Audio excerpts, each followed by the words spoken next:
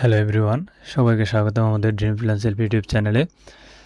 তো technical এসইওর first number ক্লাসে আজকে আমরা শিখব ক্যানোনিক্যাল ট্যাগ সম্পর্কে।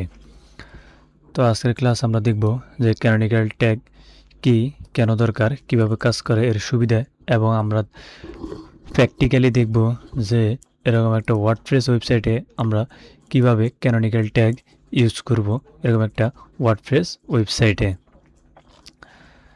তো আজকের ক্লাসটি খুবই গুরুত্বপূর্ণ। আজকের ক্লাসটি 1 সেকেন্ড স্কিপ করা যাবে না, কারণ একটু স্কিপ করলে আপনি আর বুঝতে পারবেন না, কারণ আজকের ক্লাসটি একটু লম্বাও হবে।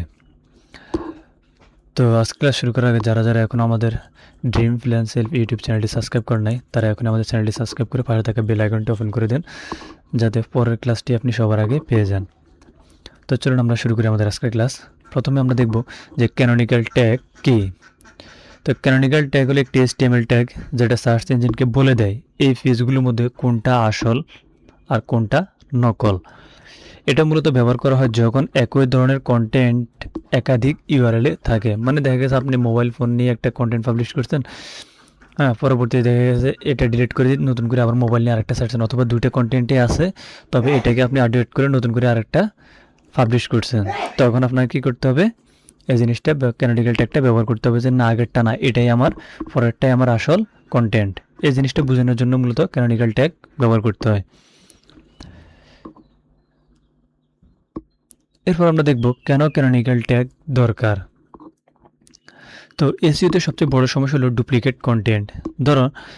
আপনি ধরেন একটি ওয়েবসাইটে একই প্রোডাক্টের জন্য 3টে ইউআরএল আছে।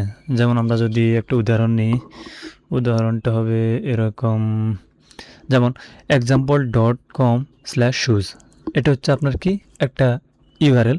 ধরুন আপনার আরেকটা ইউআরএল আছে example.com/shoes, তার হচ্ছে কালার ইকুয়াল টু ব্ল্যাক, মানে আপনার এরকম আরেকটা ইউআরএল আছে যেখানে আপনি ব্ল্যাক কালারের কি দিয়েছেন, শুজের একটা কন্টেন্ট পাবলিশ করছেন। এরপর দেখা যাচ্ছে এটার আপনি আরেকটু এডিট করে বা আরেকটা পেজে আবার পাবলিশ করছেন কি দি, example.com/shoes reference equal to Facebook. যেমন আপনি ফেসবুকে রেফারেন্স দিয়ে আরেকটা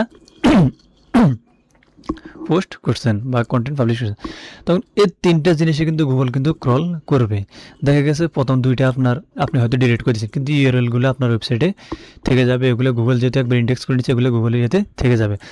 তখন আপনাকে কি করতে হবে, আপনাকে ক্যানোনিক্যাল ট্যাগ দ্বারা বুঝে দিতে হবে যে আমার প্রথম 2টা ইউআরএল বাদ ওইগুলো ক্রল করার দরকার নেই, আমার পরের ইউআরএলটা একদম লাস্ট যেটা example.com/shoes রেফারেন্স ইকুয়াল টু কি ফেসবুক, এই ইউআরএলটা আমার ক্রলিং করো তুমি। বাকি দুটাতে আমার কোনো প্রোডাক্ট নাই, বা বাকি দুটো আমি আপাতত অফ রাখছি, বা ওই দুটো ডিলিট করে দিচ্ছি, অথবা ওই দুটো আছে তবে ওইখানে ওরকম কোনো প্রোডাক্ট নেই, নতুন প্রোডাক্টগুলো আমার 3 নম্বর পেজে। তখন আপনি ক্যানোনিক্যাল ট্যাগের মাধ্যমে গুগলকে 3 নম্বর পেজটা ধরে দিবেন যে তুমি শুধুমাত্র এই পেজটা ক্রল করে বাকিগুলো করার দরকার নেই, বাকি দুটো করার দরকার নেই। তাহলে মানে এই 3টেতে আপনার একই কন্টেন্ট আছে। এখন সার্চ ইঞ্জিন বুঝতে পারবে না কোন পেজটাতে সে গুগলে র্যাঙ্কিং দিবে। তখন ক্যানোনিক্যাল ট্যাগ ব্যবহার করে আপনি একটা নির্দিষ্ট পেজকে দিয়ে দিবেন যে এই পেজটাকে তুমি র্যাঙ্কিং করা। তাহলে এই জন্য মূলত কী করতে হবে, ক্যানোনিক্যাল ট্যাগটা আমাদের ব্যবহার করা দরকার। এখন প্রশ্ন আসতে পারে যে ক্যানোনিক্যাল ট্যাগ আসলে কীভাবে কাজ করে। তো ক্যানোনিক্যাল ট্যাগ সার্চ ইঞ্জিনকে বলে যে এই ইউআরএলের মধ্যে তুমি এই ইউআরএলটাই আসল ভার্সন। যেমন এখানে সে ক্যানোনিক্যাল ট্যাগ দিলে, তো এরকম যতগুলো আপনার ট্যাগ আছে, যেমন আমি তিনটে ইউআরএলের কথা বলছি, example.com/shoes, example.com/shoes colour equal to black, মানে এরকম 3টে ইউআরএলের মধ্যে ক্যানোনিক্যাল ট্যাগে গুগল বটকে বলে দিবে যে এই 3টে ইউআরএলের মধ্যে তুমি শুধুমাত্র 3 নাম্বারটাকে কী করবে, ক্রল করবা, বা এটা মানুষের সামনে তুলে ধরবা, বা এটাকে র্যাঙ্কিং দিবা। তো তারপর সার্চ ইঞ্জিন কী করবে, ডুপ্লিকেট পেজগুলোকে সে ক্রল করবে না এবং লিঙ্ক ইকুয়ালিটি এক জায়গায় জমা রাখবে। এরপর কী করবে, এসইও ভ্যালু ধরে রাখবে যাতে এসইও ভ্যালু নষ্ট না হয়। এখন আমরা দেখব যে ক্যানোনিক্যাল ট্যাগের সুবিধা কী কী। এখন এখানে 4টি সুবিধার কথা মূলত বলা হয়েছে। তার মধ্যে প্রথম সুবিধা হচ্ছে ডুপ্লিকেট কন্টেন্ট সমস্যা কমায়। যেমন আপনার 3টে, আমি বললাম 3টে ইউআরএল মানে 3টা কন্টেন্ট, তো 3টা কন্টেন্টের মধ্যে দেখা গেছে সে মানুষকে যে প্রথম পেজটাতে নিল, সেখানে দেখলো যে সে তার পছন্দ মতো জুতো ফেলো না, শুজটা ফেলো না, তারপর সে নিল দ্বিতীয়টাতে নেওয়ার পর দেখলো ফেলো না, তৃতীয়টাতে যাওয়ার পর সে তার কাঙ্ক্ষিত জিনিসটি পাইলো। কিন্তু দেখা গেছে যে কী হবে, এটা তো একটা সমস্যা যে প্রথমটাতে নয় দ্বিতীয়টাতে নয়, তখন এতবার কি একজন ট্রাফিক কি ঘুরবে আপনার ওয়েবসাইটে? ঘুরবে না। তাহলে আপনাকে প্রথম ধাপে আপনার কাঙ্ক্ষিত জায়গায় ট্রাফিককে নিয়ে যেতে হবে, যে জায়গায় গেলে ট্রাফিক সরাসরি আপনার পণ্য দেখতে পাবে। এর হচ্ছে র্যাঙ্কিং পাওয়ার এক জায়গায় রাখে। যেমন ৩ টে ইউআরএল এ যদি আপনার ট্রাফিক যায়, দেখা গেছে একটাতে ভালো কিছু পাইলো, একটাতে পাইলো না। কিন্তু আপনার কি হবে, ট্রাফিকের যে একটা ট্রাফিক যে আসতেছে ওই সংখ্যাটা কি হয়ে যায়, ভাগ হয়ে যায়, ৩টাতে আলাদা আলাদা ভাগ হয়ে যাবে। কিন্তু আপনি যখন ইউআরএলটাকে ক্যানোনিক্যাল ট্যাগ হিসেবে সিলেক্ট করে দিবেন, তখন কি হবে, তখন সবাই একসাথে এক ইউআরএল এর মধ্যে আসবে, অন্য কোনো ইউআরএল এ যাবে না। তাহলে কি হবে, র্যাঙ্কিংটা বাড়বে। যখন একই সাথে অনেক মানুষ একটা ইউআরএল এর মধ্যে আসবে, তখন কিন্তু গুগল এটাকে আস্তে আস্তে উপরের দিকে র্যাঙ্কিং দিবে। এবার সবচেয়ে মোস্ট এবং গুরুত্বপূর্ণ যেটা, সেটা হচ্ছে ক্রল বাজেট বাঁচায়। যেমন আপনার ৩টে ইউআরএল ক্রলিং করবে, সেখানে দর্শকদের আনবে বা ট্রাফিকদের আনবে, এই জন্য গুগল একটা খরচ কাটতো। কিন্তু সেখানে দেখা যায় আপনি যখন ক্যানোনিক্যাল ট্যাগের মাধ্যমে একটাকে নির্দিষ্ট করে দিবেন, তখন শুধুমাত্র ওই একটাকে সে ক্রল করবে আর একটার খরচই কাটবে, বাকি দুটো ক্রলও করবে না, খরচও কাটবে না। এবার সত্যটা আরও গুরুত্বপূর্ণ, সেটা হচ্ছে এসইও পারফরমেন্স উন্নত করে। যেমন আপনি এসইও করছেন, এসইও করার পর আপনার ওয়েবসাইটে দেখা যায় ট্রাফিক আসতেছে, তখন ওই পারফরমেন্সটাকে কী করবে, উন্নত করবে কে, ক্যানোনিক্যাল ট্যাগে। এখন এর সুবিধা তো আমরা দেখলাম, পাশাপাশি আরেকটা জিনিস আমরা এখানে নিতে ভুলি, সেটা হচ্ছে যেমন ক্যানোনিক্যাল ট্যাগ আমরা কখন ব্যবহার করব। তো এটা হচ্ছে মূলত একই প্রোডাক্টে বিভিন্ন ফিল্টার থাকলে বা এসটিটিপি থেকে আপনি যখন এসটিটিপিএস বা এসএসএল সার্টিফিকেট আপনার ওয়েবসাইটে অ্যাড করবেন, তখন আপনি কি করবেন, এই ক্যানোনিক্যাল ট্যাগটা ব্যবহার করবেন। আপনার আগের ট্যাগটাকে আপনি গুগলকে বলে দেবেন যে আমার এই এসটিটিপিএস যুক্ত যে ট্যাগটা আছে, আমার ইউআরএলটা আছে ওয়েবসাইটের, ওই ইউআরএলটাই হচ্ছে কি আসল।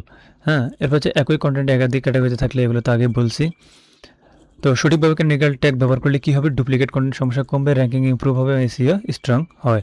তো এখন আমরা দেখব যে ওয়ার্ডপ্রেস ওয়েবসাইটে আমরা কীভাবে ক্যানোনিক্যাল ট্যাগটা, যখনই আমরা কোনো একটা কন্টেন্ট আপডেট দিব বা নতুন করে পাবলিশ করব, তখন আমরা কীভাবে সেটাকে ক্যানোনিক্যাল ট্যাগে পরিণত করে দেবো, যে আমাদের ওই পেজটা না, আমাদের এই ইউআরএলটাই হচ্ছে আসল ইউআরএল।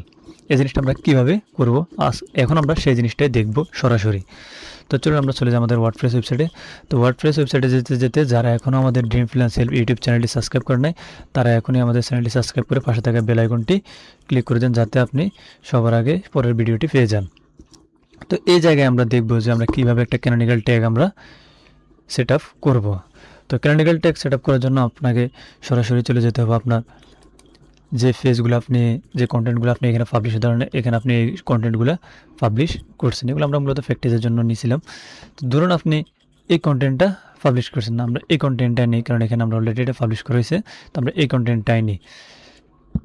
এই কন্টেন্টটা পাবলিশ করা হয়েছে মানে এই কন্টেন্টের যে ইউআরএল, এই কন্টেন্টে যে ফার্স্ট 4 টাইপস অফ ডগ ফুডের যে ইউআরএল, এটা কিন্তু গুগলে অলরেডি ইন্ডেক্সিং হয়ে গেছে। তাহলে কি হবে, তাহলে গুগল অলরেডি এটার একটা ইউআরএল হয়ে গেছে, ইন্ডেক্স হয়ে গেছে। তো আমরা যখন এটাকে এডিট করব, তখন দেখা যায় এটার ইউআরএলটা আবার চেঞ্জ হয়ে যাবে।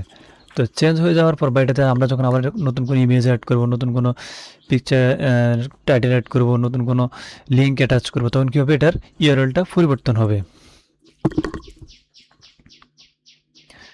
যেমন আমরা এখানে একটা লিঙ্ক অ্যাটাচ করে দিই,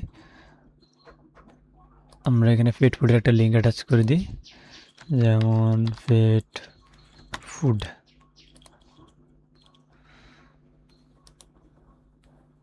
কফি, এটার লিঙ্কটা আমরা কপি করে এখানে এনে পেস্ট করে এটাকে অ্যাটাচ করে দিলাম। হ্যাঁ, তারপর দেখা গেছে আমরা এখানে আরও 2টা ইমেজ আপলোড দিয়ে দিলাম, মানে আমরা আমাদের কন্টেন্টটাকে নতুন করে পাবলিশ করতেছি। হ্যাঁ, অথবা একই কন্টেন্ট আবার আমরা আরেকটা পেজে দেখা গেছে আবার একটা কন্টেন্ট পাবলিশ করব। হ্যাঁ, তখন কি হবে, যেমন আমরা এখানে জাস্ট একটা ইমেজ দিয়ে দিলাম। হ্যাঁ, এখন কি হবে, এখন এই যে আমরা এটাকে যখনই সেভ দিয়ে পাবলিশ করব, হ্যাঁ, তখন আমাদের কি হবে, যে আমাদের এর আগের পোস্টটা কি আসছিল, এর আগের পোস্টটা ছিল শুধুমাত্র এই যে একটা ইমেজ ছিল, এখন এই 2টা ইমেজও আমরা কী করছি, অ্যাড করছি। তখন আমাদের এই ইউআরএলটা কিন্তু গুগল কিন্তু এর আগে কিন্তু ক্রলিং বা ইন্ডেক্সিং করে ফেলছে। হ্যাঁ, তো আমরা যখন এটাকে সেভ দিব, তো সেভ দেওয়ার আগে আমরা কী করবো, আমরা এটাকে ধরুন সেভ দিয়ে দিলাম।